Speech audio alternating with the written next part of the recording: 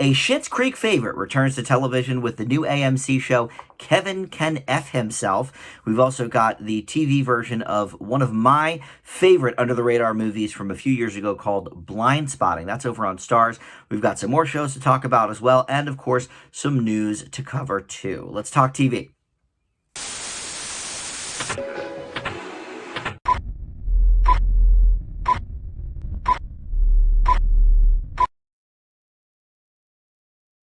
Hey guys, Dan here. This is Dan Reviews It and my TV news and reviews for the week. 6 new shows to talk about, including Kevin Can F Himself, starring Annie Murphy over on AMC. A new CW show, The Republic of Sarah. We've got Starstruck over on HBO Max, which has already been renewed for a second season, but we're going to talk about season 1 of that one. A couple of shows over on Starz. I mentioned the movie adaptation Blindspotting, under-the-radar film that I really loved from a few years ago, getting the episodic treatment now over on Starz, in addition to another show that they've got that they brought from across the pond called Little Birds, and then also something new on Peacock, a sci-fi show, also from across the pond from Sky One originally. Intergalactic is the name of that. So we've got all of that stuff to talk about, but first up, let's do the TV news, shall we? So the Emmy nominations are going to be divulged in a few weeks, but later this week the voting starts. So I wanted to actually talk about that first because there's a couple of interesting twists with this year's Emmy Awards. First of all, so Hamilton, which of course premiered on Disney Plus about a year ago, is eligible in the Variety Special category. However, a question remains about whether or not the actors and actresses involved with that production are eligible to be up for supporting actor and actress awards in like limited series, TV, movie, those kinds of categories. But if Hamilton itself is up in Variety Special, then perhaps not. The only person maybe that would be eligible would be the star of the show, because, you know, usually like when the Oscars is up, for example, for an Emmy, the host of the Oscars will be nominated, you know, for best host or whatever, best star of a variety show or special. So Lin-Manuel Miranda could be up in that category, but in terms of the other actors and actresses, maybe not. And I'm actually okay with that because I feel like that's a slippery slope, since it was just look, I loved it. It was amazing. It was the first time I had seen Hamilton, so amazing. But I think it's a slippery slope to just record a Broadway cast putting on their show and then putting it up for Emmys. You know, they ideally would have already got Tonys for things. So, and in that vein of sort of doubling down, there's another new rule this year at the Emmys, and that is that documentaries that are eligible for Oscar contention will no longer compete at the Emmys. There was a lot of hubbub, and I thought this was kind of like ridiculous. There were things that were up for and winning Oscars that also were nominated and winning Emmys. For example, the film Free Solo, which I don't know if it won or not, but it was an amazing movie about rock climbing, and it premiered, I guess, on Nat Geo or something. So it was up for both the Emmys and the Oscars, as was this O.J. Simpson miniseries that I think won Best Documentary at the Oscars, but it wasn't a movie. It was like a 6-hour-long episodic television show, so it made no sense to me that that was at the Oscars. So they've sort of put down the law that basically, at this point, if you go for Oscar contention, consider yourself not eligible for the Emmys. And, you know, with streaming sort of crossing all of those boundaries, because nobody knows whether to put certain things up for Oscars or up for Emmys in some of those. A lot of the Oscar-nominated docs this year were on streaming services. In fact, the winner, My Octopus Teacher, was from Netflix. So in another year, maybe they could have also put that up for the Emmys, but thankfully they've kind of put an end to that. So in a few weeks, we're going to have all the Emmy nominations, and we'll go over all of those. In terms of renewals and cancellations, we have a couple of each for you. Renewed Girls 5 Eva for season 2 over on Peacock. They did a very clever, you know, the whole thing in LA this time of year is for your consideration. So, consider our show or our actor, or whatever, for Emmys. So instead of for your consideration, this past weekend, the people behind that show did a 5-year consideration, because of course it's Girls 5 Eva instead of Girls Forever. So it was very cute. They did like this whole skywriting promotional blitz over the weekend. 5-year consideration. So I thought that was cute. But that will be it back for season 2 on Peacock. And a show that I really liked, Cruel Summer, on Freeform, returning for season 2. This seemed like it maybe could have been a one and done type show just based on the premise. And I didn't end up watching the whole thing. In fact, I think the finale premieres tonight on Freeform. So now that it's over, I may watch the remainder of the episodes. I only saw, I think, the first 2 or maybe the first 3 to review them. But apparently this was Freeform's most watched original program ever. Now, I don't think that takes into consideration things before Freeform, such as anything on ABC Family. For example, The Fosters probably had a higher rating than Cruel Summer does. But Cruel Summer has outpaced the Grownish show, which is very, very popular, obviously, in that Blackish universe. And it's outpaced, Motherland, Fort Salem, and all these sort of buzzy shows to become Freeform's highest rated original. So no surprise that's coming back for season 2. Ending The Moodies after season 2 on Fox. This was it's sort of an odd show anyway, because it was originally just a 4-episode holiday series. And I think they may have run all 4 episodes in one night. So it may have even been like a TV movie sort of, but with, broken up into half-hour installments or something. And then I guess they had good enough ratings for it that Fox said, let's bring this back for sort of a regular show and set it, in normal times, not just the holidays. And so it came back for, I think, maybe 6 episodes or 8 episodes or something in season 2. And it only got 1.7 million viewers a week. So that got dumped. And then this one I was a little surprised by, just because it's been really high lately on Netflix's top 10. Manifest. Season 3 will be the end on NBC. It ends with a cliffhanger. I watched this for the first maybe 3 or 4 episodes back when it premiered, but the acting was so bad I had to give up on it. But I liked the premise of it. These people that were sort of lost for 5 or 6 years. Nobody knows what happened to them, where they were. They sort of lost that time themselves.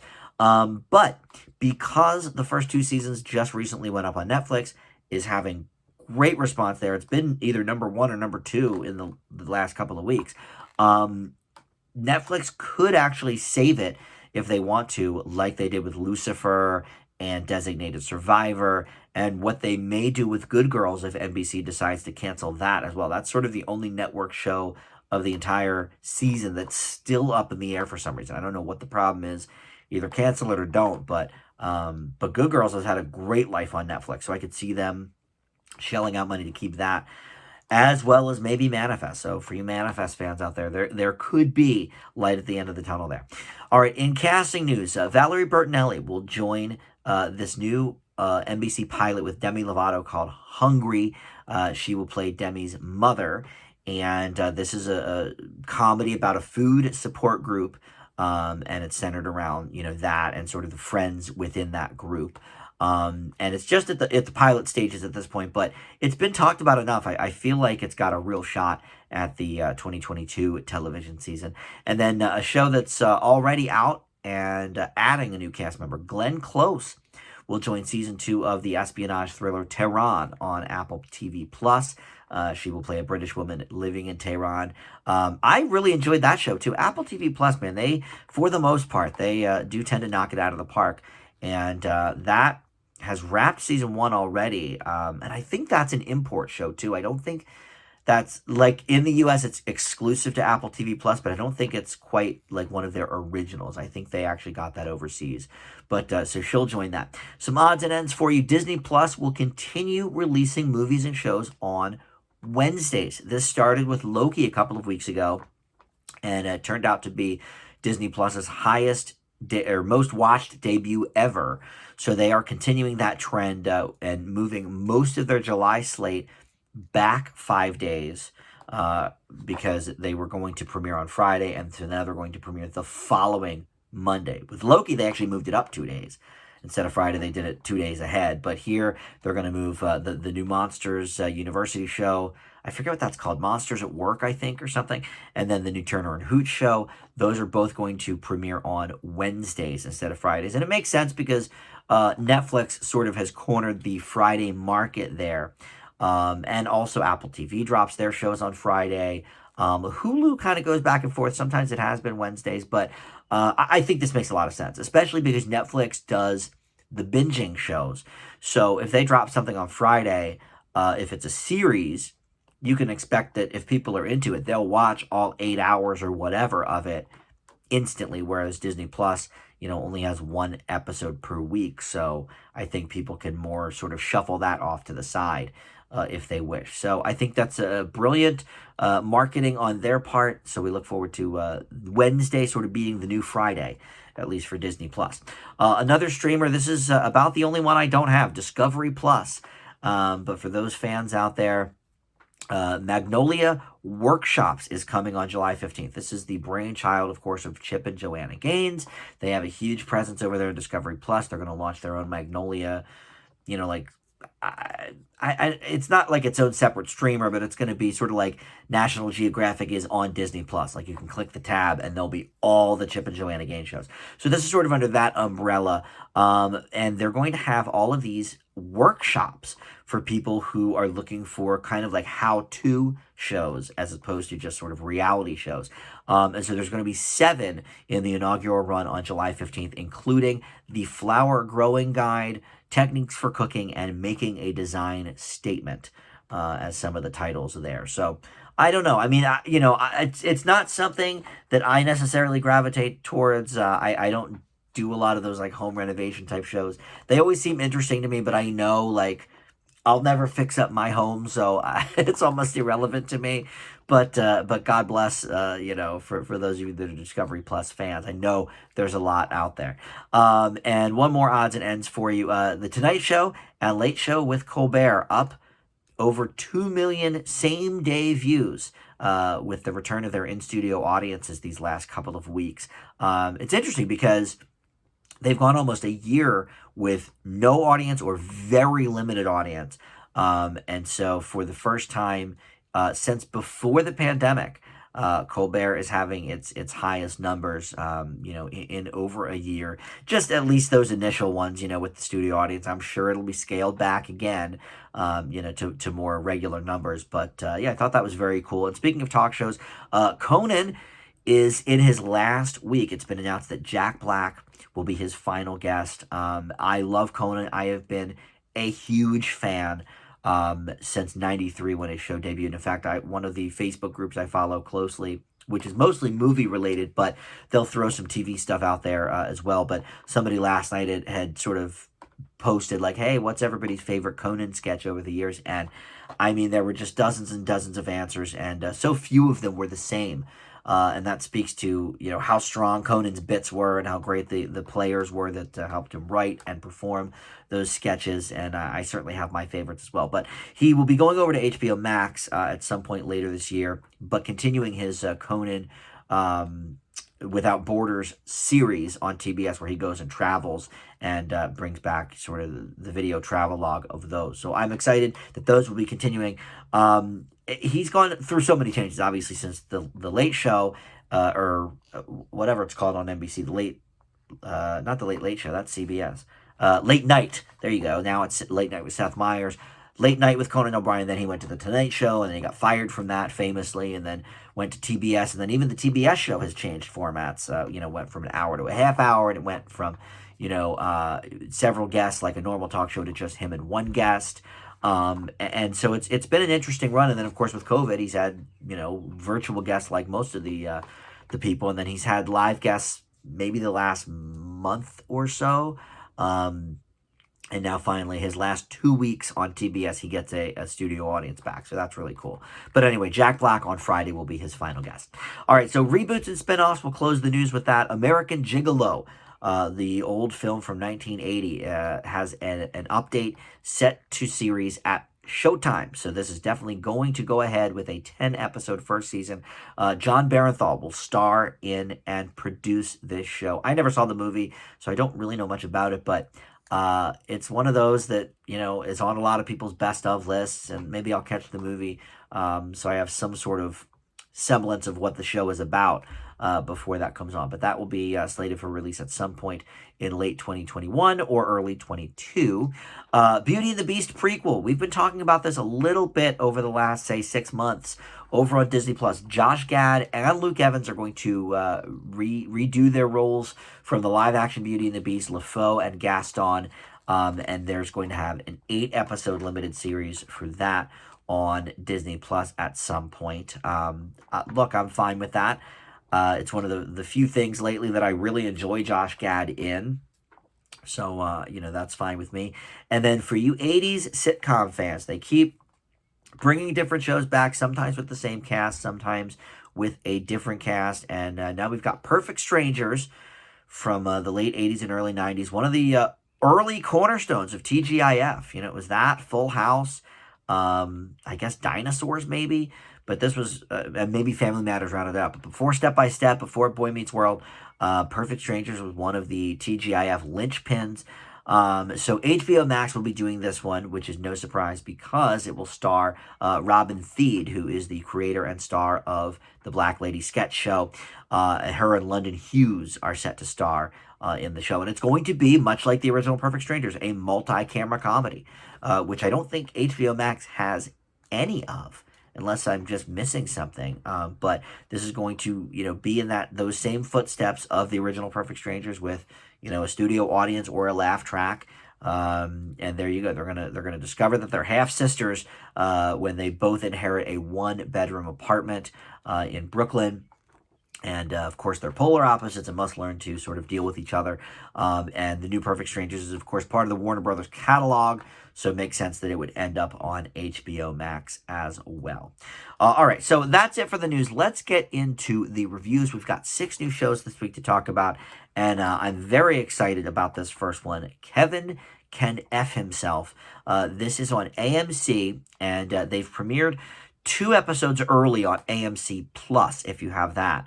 They premiered like a week and a half ago, but they'll be appearing every Sunday for the next few weeks. I think there's going to be 6 episodes in total for this show. And this has, I think, probably the most original concept of the year, maybe. So Annie Murphy plays Allison. And by the way, I'm going through Schitt's Creek right now for the very first time. I am just about done season 5. So I didn't really know much about Annie Murphy before, of course, all the Emmy wins last year for Schitt's Creek. And, I knew Dan Levy, I knew Eugene Levy, I knew Catherine O'Hara. But of the main 4 members of the Schitt's Creek cast, I did not know Annie Murphy. So I've been enjoying this character, Alexis. But I did sort of wonder, can she branch out into other things, other than this character, or will she be kind of typecast? And I think this show answers that question for us in spades. So she plays Allison, who is the sitcom wife of this man-child named Kevin, played by Eric Peterson, who is just...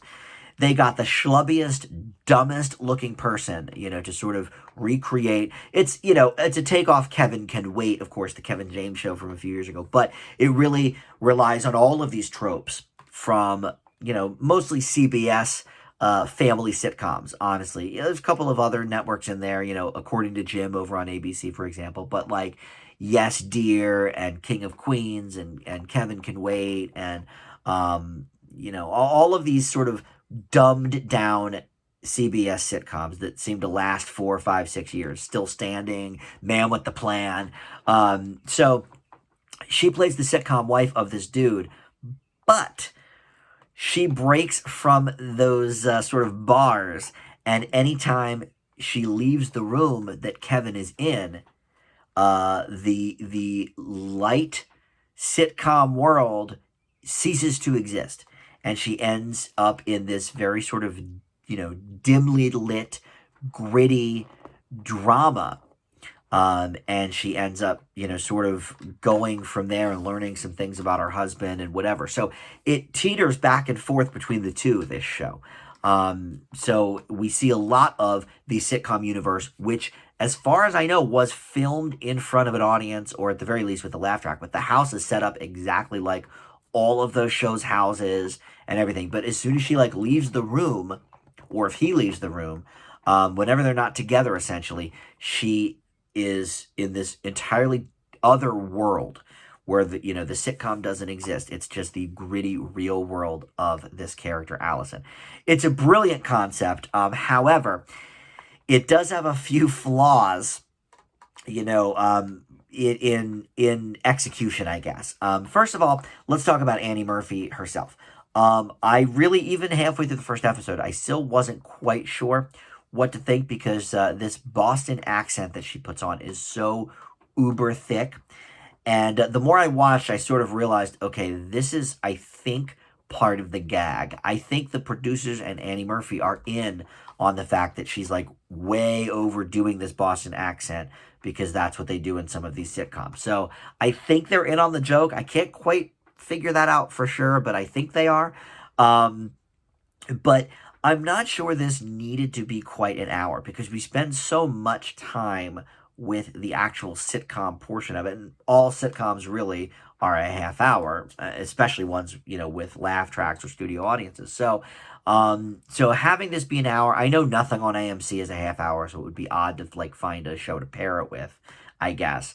Although you could just run, two shows back to back. But in any event, I think maybe making it a full hour sort of dilutes the viewer's experience, because I think they could easily cut a lot of the sitcom stuff, because we get it, the sitcom stuff isn't very funny, and I think it's designed to not be. It's designed to be very, very dumbed down and stupid CBS type laugh track comedies. And so I get that, and she's, entering into this, or she's been in this world, I guess. And so we're seeing it for the first time. But I think we get the setups and the gags enough. Either they could have made them funnier, because I think there are ways to do it funny. I mean, look, Everybody Loves Raymond is a great show, and King of Queens is, for that matter, as well. So, it can be done funny. And I think they purposely chose to, have it be just literally the stupidest setups and gags out there, So I don't know. I have some mixed feelings about the execution of the premise, but I think it's an absolutely brilliant premise, and I think Murphy crushes it. I watched the first 2 episodes, and the second episode, there isn't actually as much of the sitcom stuff as in the first episode, so I liked that too. But she's sort of bridging these two worlds, and I think it's very, very interesting. And most of the people in this show are newcomers, but they make them look like classic sitcom people. I love that. This woman, Mary Hollis Imboden, who is from The Real O'Neills a few years ago on ABC, I didn't really know much about her except for that show. But she shows up as the neighbor, but she looks exactly like Katie Mixon, I think it is, that plays on American Housewife. And before that, she played on Mike and Molly. I mean, she just looks exactly like her. I thought it was her until I looked it up. So I think the casting here is real key as well. They need to keep these sort of archetypes going of the sitcom tropes. So I really, I love the concept. Execution's a little bit more muddled for me, but I'm very excited about this show continuing. I hope to see more of it in future seasons. For now, I leave Kevin Can F Himself with a B+. Let's move over to the CW next for The Republic of Sarah. This aired 2 episodes already, so I did watch both of those. And this basically is a story about this woman, Sarah, who is a high school teacher, played by newcomer Stella Baker, in this town called Greylock in New Hampshire. And there's a bunch of stuff going on with, sort of ripping up the town for this, coal-like material. I forget what it's called, but, something that they need to mine because it's super valuable. And her brother is actually leading the charge of this, played by Luke Mitchell. And she sort of puts a stop to this by declaring that this town, figuring out from the topography, figuring out that Canada and North America are both sort of at odds with this place, Greylock, and it's sort of in a little island by itself where no one actually owns it.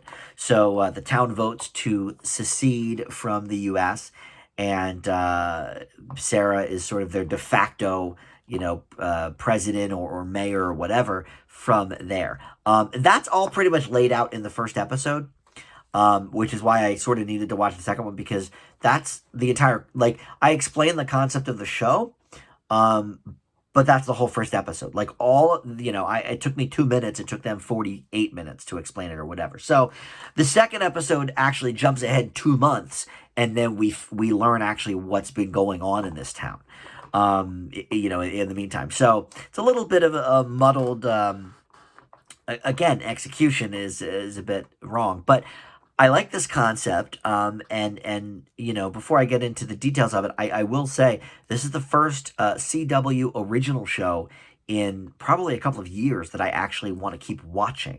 The other one they had was Trickster, but that was an import from, I think, Canada, during COVID, when they had like nothing to run and were just grabbing a bunch of different shows. The last show on the CW I really kept up with was Crazy Ex-Girlfriend. I do watch the Penn and Teller show too, but that's not, that's sort of a different vein.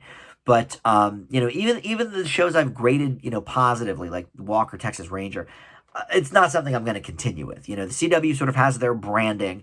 It's either the superhero stuff or kind of the more supernatural whatever. Nancy Drew, they made Supernatural. Walker, Texas Ranger isn't Supernatural yet, but it stars Jared Padalecki from Supernatural, so it's like sort of in that vein. But this is a very interesting concept. I really like it. I get the sense that maybe this show could have done better on CBS or something, because I don't see it lasting very long on the CW, because it's just not much of their brand.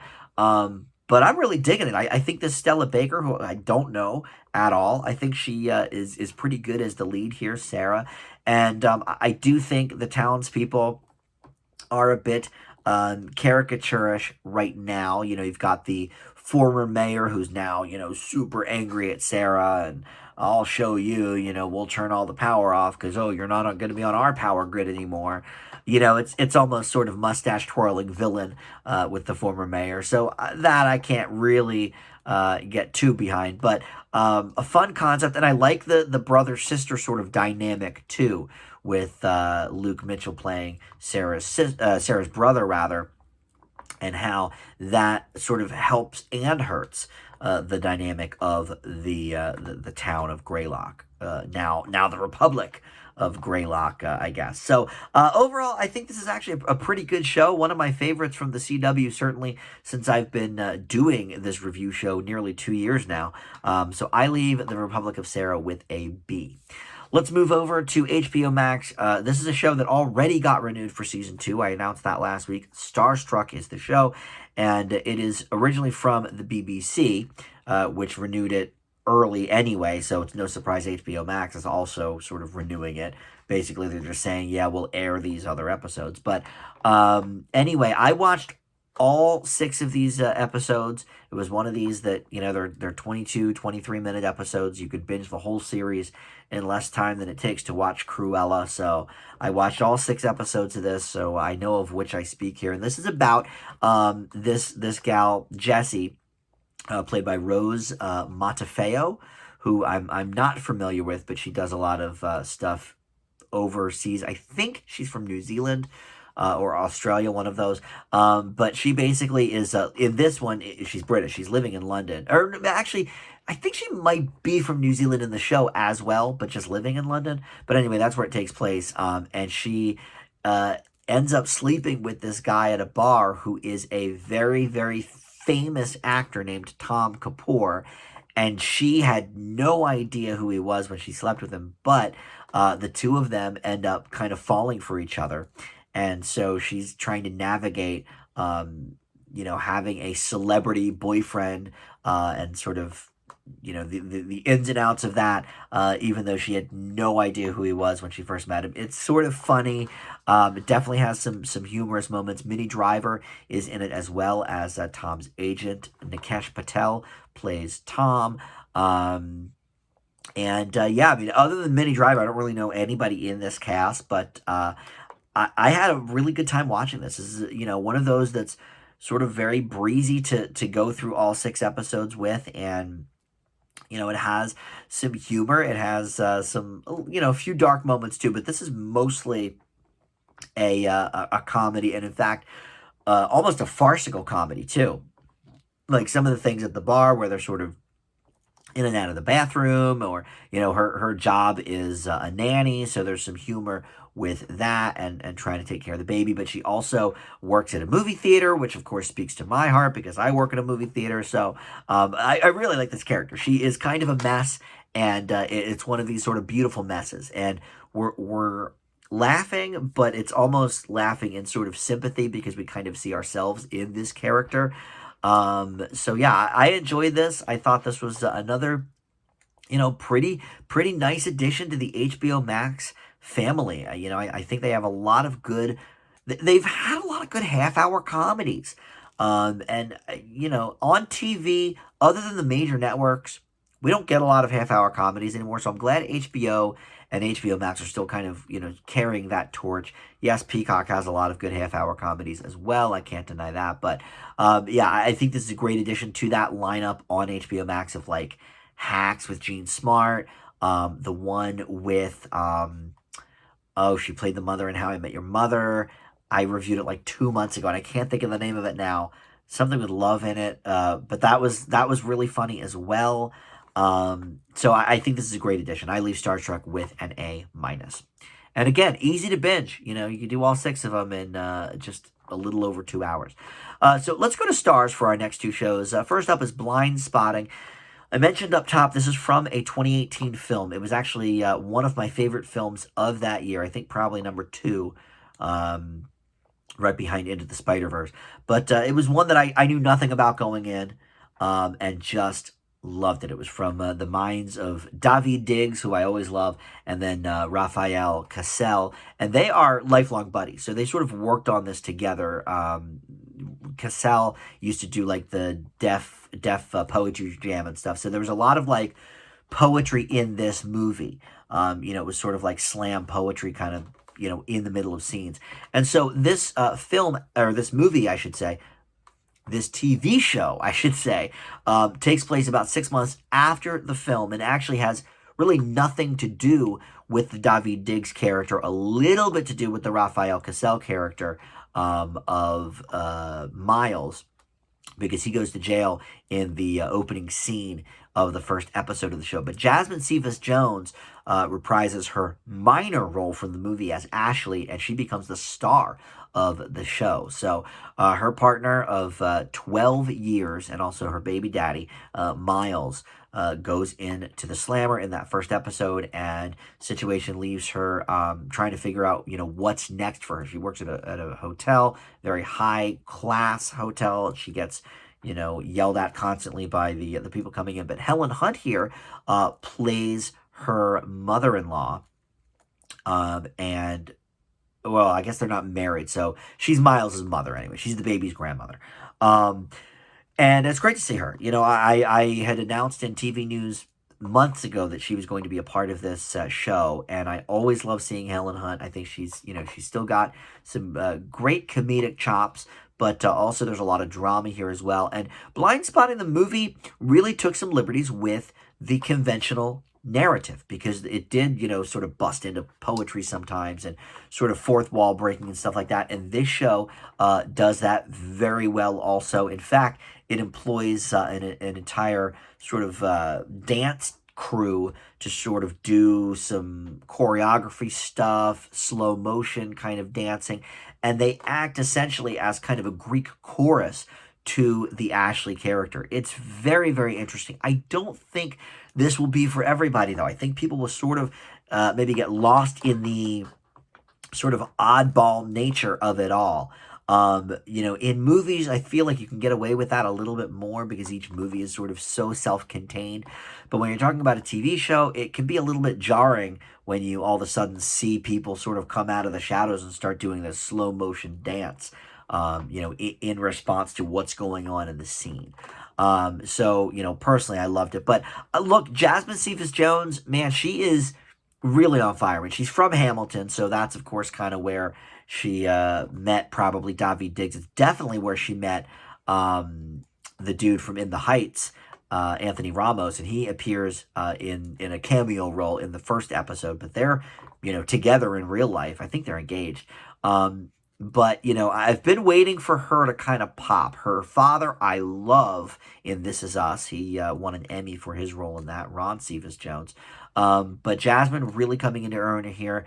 And this is her story. It's interesting because I didn't even really remember her from that movie, Blindspotting, because, I saw it about 3 years ago, and I remember most the stuff about, the two lead characters.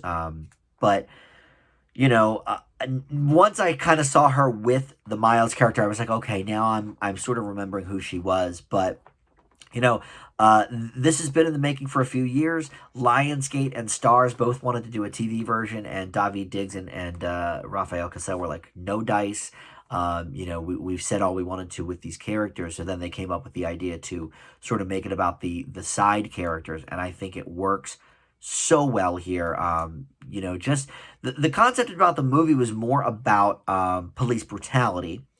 And here it's more about incarceration and the difference, there between white, affluent people and everybody else, non-white, poor, all of it.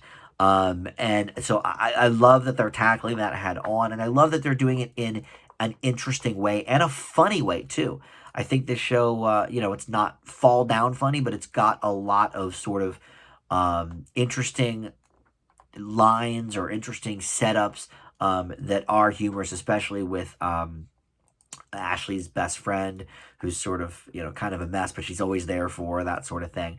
But the first two episodes were written by Diggs and Casal. So they know of which they speak. They created these characters. They created the original movie. And I urge you to check out the movie. But to be honest, you don't need to know anything about the movie at all. You don't even need to know the movie exists to enjoy this show. Which I kind of felt the same way about Snowpiercer. Another thing that was like this really great movie that nobody saw, and then they made a TV show out of it, and you're like, okay, well, nobody even saw that movie. But you don't really need to have seen the movie at all to fully be invested in the TV show. And I feel the same way about Blindspotting. This is another one of the best of the year so far for me. I think there's going to be 6 episodes of this total. And I'm excited to see more. Hopefully it continues on with several seasons because I would love it. For now, I'm going to give Blindspotting an A. With anything like this, it's always hard because it's like, it depends on how it continues. I've only seen 2 episodes out of the 6, but I certainly love what I've seen. It ranks up there for me as some of the best of the year.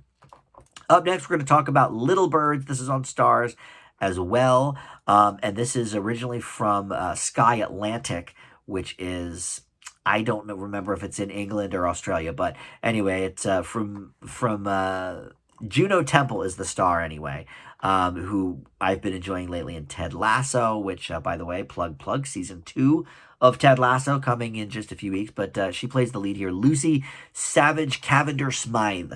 And she is a low rich girl, and this takes place in the 50s in Tangier. She decides that she is going to, now that she's, getting to be an adult, she is going to go to Tangier where everything is happening. It's the famous international zone of the time, one of the last outposts of this just decadent behavior with all this culture shock and sex and just crazy stuff going on.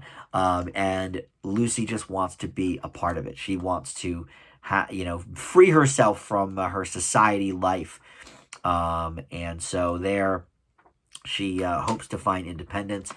This show is a snooze. I am shocked how little I cared about anything happening in this show. First of all, there were a couple scenes right when we first get to Tangier that I think were supposed to be like sexy, and boy did it miss the mark. I mean, it was as sexy as a wet dish rag. I mean, it really was not appealing to me.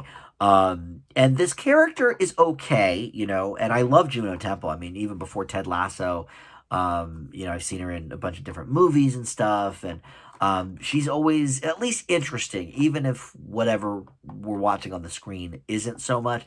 And so I do like watching her, But this character is one that we've seen so many times before. They haven't done much with her at all. She's a spoiled rich girl. Her parents don't want her to go to Tangier. She wants to go. So she ends up going, and, we follow along with her, debauchery or would-be debauchery as we move along. Uh, there isn't much good to say about this show. I mean, other than her performance, which, again, always good. But if you're looking for good Juno Temple, look no further than Ted Lasso. She's just great in that, as is everybody. It actually reminded me a lot of that Carey Mulligan movie from years ago, An Education, where, high society girl sort of, wants to break out. And it's like, it's just a story we've just been told so many times over and over again. So nothing really too exciting here, and it's a shame because Stars is obviously sort of upping their originals game. We had one last week, we had Blindspotting this week. Run the World was the one last week, which I thought was pretty good, sort of the urban version of Sex and the City. And here it's just there's just nothing new here. So other than Juno Temple, not really much to even watch this show for. So I leave Little Birds with a D+. And finally, we're going to talk about Intergalactic. This is on Peacock. And again, this is another one, that debuted internationally first. It's over in the UK and Ireland on Sky One, but just premiered last week on Peacock. And this follows the crew of these fierce female convicts who break free from their chains and go on the run. It stars Savannah Stein as Ash Harper. She's sort of the lead here. She's a pilot and a sky cop. And her mother is on board as well, trying to sort of quell everybody whilst kind of, making sure she's okay. This show is a mess from start to finish. I think a lot about like sci-fi original type programming about this because in some instances the special effects are pretty good, but in most they're sort of just a mess. That they sort of are all over the place. The green screen isn't that great. The biggest issue, well, there's a couple big issues with this show. One of the biggest is they try to cram a lot into 45, 50-minute episode. And the problem with doing that is, especially in the first episode, it doesn't give us any chance to know any of these characters, know why they're doing what they're doing, who they are, who they were before they were, in jail. It doesn't give us any sort of basis for that. And I made it about halfway through the second episode, too, to see if it would expound on anything. And it does not. It's a lot more of the same, actually. A lot of 10 different plots going on, and I don't know any of these characters, so I can't get behind any of them. The acting, in addition, is also not that good. The lead's okay, but I don't like her character at all. I can't get behind her. She seems like just kind of a brat, and so I don't love that. Some of the special effects is probably the best I can say about it. Some of the effects are cool, and I don't hate the concept necessarily. We're in the year 2143 in this show, and I don't hate the concept that, the Sky Cop is framed for something, has to go to jail, this and that. But then they just really drop the ball with it. The other thing that I think is the most difficult about it, other than just shoving so many things in here at once and just not knowing what to do with it, is the plot holes. There are so many things that don't make sense in the episode and a half that I watched of this. I was so confused about half the time what they were doing, why they were doing it. The solution they came up with didn't make sense, and it was just it kept doubling back on itself and sort of negating what they were doing 2 scenes ago. It's a real mess. I'm not going to quite fail it because I think maybe if you are a hardcore sci-fi fan, maybe you'll get more out of this than I did. And I will say that visually, I like the ship's design. I liked a little bit of the special effects going on. But this is easily one of the worst of the year for me. So I don't think we need to dwell on it too long. But if you are interested, it's on Peacock. You can binge all 6 episodes of it, or 8 episodes actually, of it right now. It's called Intergalactic. I am leaving it with a D. All right, so that's going to do it for this episode. Now, I'm a week behind because I went on vacation, so we're going to have my game show, Summer 2021 Game Show Spectacular, in just a couple of days. I was waiting for NBC to air the College Bowl show, and then we're going to talk about the College Bowl, Celebrity Dating Game, Small Wonders on NBC. I think Fox has another, which I think there's 5 total. There's one on TBS called The Cube, with, I think, Dwayne Wade hosts that one. So there's a handful of things to talk about game show related. So we're going to do that in just a few days. And the next week, I'll have a whole nother TV news and reviews, because there's a lot of things that have already come out that I have yet to get on, just because I was a week behind. The Apple TV Plus show with Rose Byrne called Physical is one of them. There's another handful of shows. I can't remember all of them right now, but I know there's like at least 4 or 5 that have already premiered. Oh, the new iCarly reboot that's on Paramount. That's I'll have to watch and review. So we'll have all of this in the next couple of weeks. But yeah, a lot of TV reviews coming up. Hopefully you enjoyed these, and I'll talk to you next time. Thanks for watching. Bye.